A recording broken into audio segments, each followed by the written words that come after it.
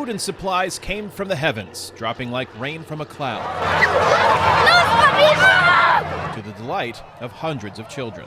What is today a commemoration event in the German city of Wiesbaden was a matter of life or death for the people of Berlin 70 years ago.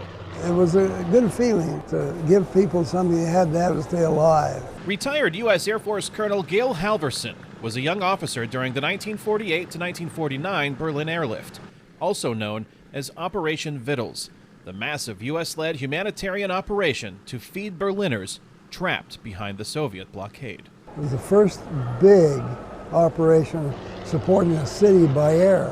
Flying airplanes in there to do that was a major accomplishment. One of the first flashpoints of the Cold War is immortalized in Halvorsen's personal films of the operation, where children are the stars in his movies and memories. And they were watching airplanes and waving at us as we took off, and there was always a crowd of kids watching where their breakfast was coming from, whether dried eggs and dried potatoes.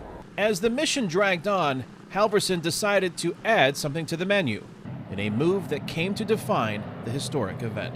We'd be walking to school, and out of the clouds came a parachute, a candy bar, and almost hit him on the head. What the Berlin Airlift did is it symbolized the essence of what the Cold War was going to be about: a clash of values and a clash of commitment. Former NATO Ambassador Ivo Daalder says the Berlin Airlift set the stage for America's leading role in the newly formed NATO alliance and transformed the image of the U.S. from enemy to ally.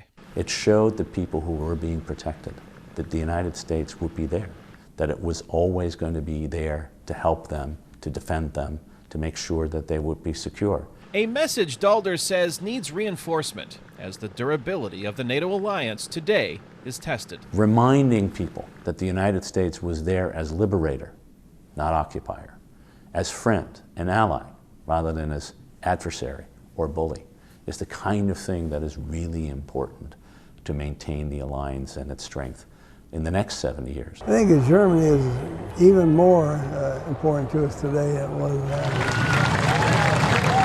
Today, at 98, Halvorsen is still honored in Germany as the Candy Bomber. But as time passes, Halvorsen is concerned the hard lessons his generation learned in the infancy of the Cold War and the friendships formed in the face of crisis are fading from memory. We can be isolationists and perish. We've got to be involved in what's going on with others. A message he continues to deliver in a mission that is still taking flight more than 70 years later. Kane, Farabaugh, VOA News, New Orleans, Louisiana.